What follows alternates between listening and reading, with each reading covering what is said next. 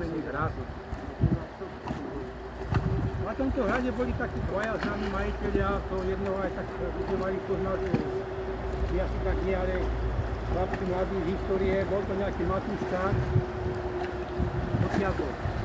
On v tej dobe, keď žil, vlastnil okolo 12 hradov, ale ani jeden hrad nepostavil vtedy jak takové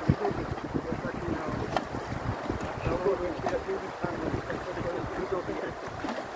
Druhý taký známy rod, ktorý ešte aj žije, potom Poliakov rodu, boli Kongratov. Aj keď Kongratovci neboli šľachtici, ten prvý majiteľ, ktorý tento hrad kúpil, to bol bohatý kúpený Hudobrenka, mal hodne dôkazníkov, že ten hrad kúpil.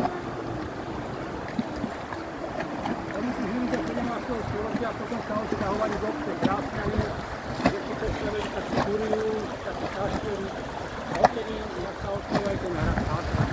Vidíme, čo si ho ostal.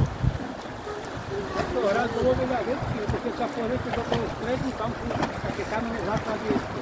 Tak tam boli tie základy toho hradu. A chcete predstaviť, ako to bol veľký hrad.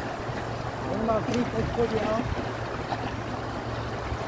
My sa počítali, že na tento hrad, na jeho výstavbu nebolo nič dovezené. Je postavené z toho kameňa, ako na tom kopci. Vlastne jen, že to zlatenie, on sa zomieral na jednu mužku, boží, o tom lebo tie biele steny na tom hrade prišťovali na tom storočia. Vždy to bola kvalitná práca, kvalitný materiál.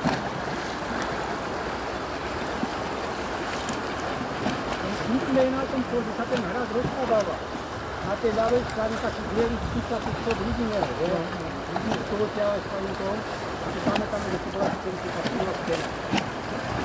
A 40 rokov som sa stena možno, že tu nebudeme chlapci, pokud budú chodiť na neviem, teda takto